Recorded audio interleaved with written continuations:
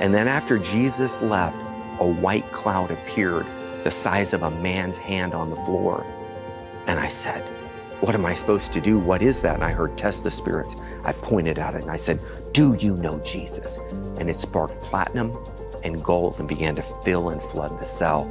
And it became about 18 inches in depth. And I walked out into the cloud and I put my hands in it. And every time I said Jesus, it would spark platinum and gold. And I could feel like static electricity.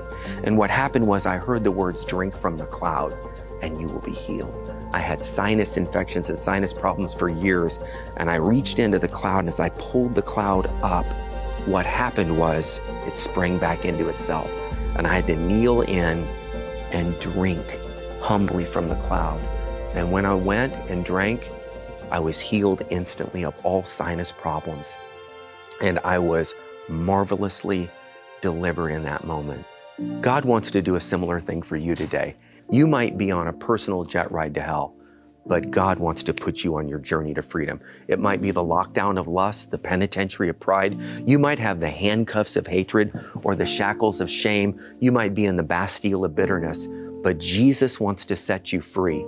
He loves you just the way you are, but he loves you way too much to leave you in your current condition. If he did it for me, a former jet thief, a cocaine dealer, and all that goes with that, how much more will he do it for you?